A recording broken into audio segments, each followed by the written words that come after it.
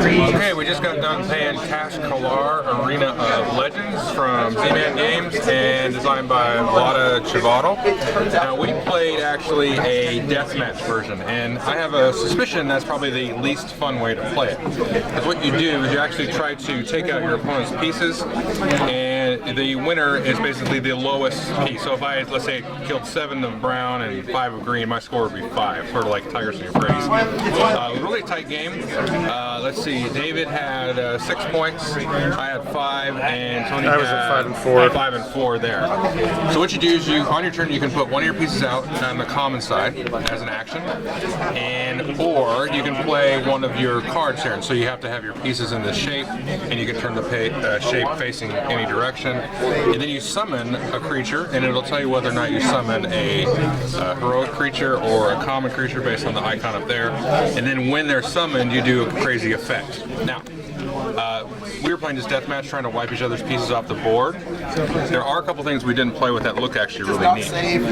First of all, you have these legendary creatures here, and everybody can sort of have these. So everybody has sort of their own deck, their own color of cards, and then you can always have one of these legendaries in here, and these just do, you know, nutty stuff, and they're just really cool and fun to get. Now, if you play like a team game, a 2 versus 2 or a 1-on-1, you're gonna have these different task tiles up here, and these are basically instructions on how to control different areas of the board, and you're going to get your points this way instead of just wiping each other out. This looks like it'll add like a nice little chunk of brain burn to the game, because I felt like we were just kind of, I was getting my hand and going, okay, this is the best, and play that, and then draw my cards up, and that was it. So, forget what I think. What does David think? I thought it was a lot of fun. I agree with Joel. It's hard to know how much strategy there was with respect to, you know, like your piece would get taken out a lot and be hard to sometimes plan, and sometimes it would work out, sometimes it wouldn't, depending if people disrupted your pieces. But I always felt like I was able to find something fun to do, and I was leading for a lot of the game, so you know that always is more fun. Yeah, I always felt like you were able to put together a move that was interesting, but it wasn't so brain burning. We were like chatting. A lot of times you already knew what your move was going to be before your turn, unless something changed. So I thought that was fun. I'd like to try it with the added game layer with the more strategic components. But yeah, I would definitely play this again. All right. Tony, what did you think? Yeah, I agree. I really want to play the full version to see how that works, but I think it does.